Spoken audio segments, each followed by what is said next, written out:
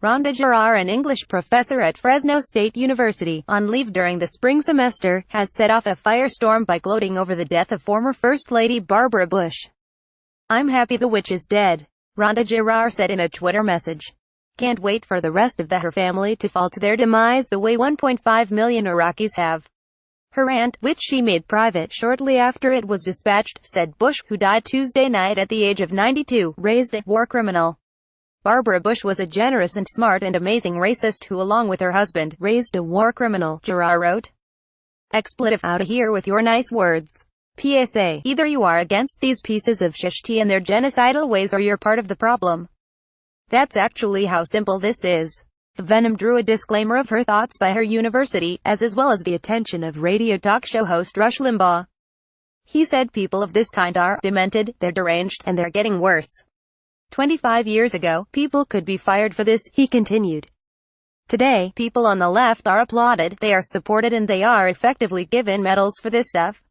He described her as enraged, poisoned by hatred. Her Fresno State faculty page says she grew up in Kuwait and Egypt and has been given a number of writing awards, including an Arab American Book Award. She's also the director of the Radius of Arab American Writers. On her own webpage, she presents headlines of her work including Finding the Divine in BSDM and Him Me Muhammad Ali. She boasts of a collection of stories set in Texas, Egypt, Palestine, Michigan, and other spots, and featuring journalists and kids and queers and pregnant girls and birds who are arrested for spying. No details were provided about the birds who are arrested for spying. Not surprisingly, her university disavowed her sentiments. University President Joseph Castro issued a statement extending deepest condolences to the Bush family. "We share the deep concerns expressed by others over the personal comments made today by Professor Rhonda Gerard, a professor in the English department at Fresno State," he wrote. Her statements were made as a private citizen, not as a representative of Fresno State. Professor Gerard's expressed personal views and commentary are obviously contrary to the core values of our university, which include respect and empathy for individuals with divergent points of view, and a sincere commitment to mutual understanding and progress. Castro had been included in many responses to Gerard's statements. Some messages went directly to him, including, "Many of us had no idea who Rhonda Gerard was at first. Imagine our surprise when we found out she represents your institution.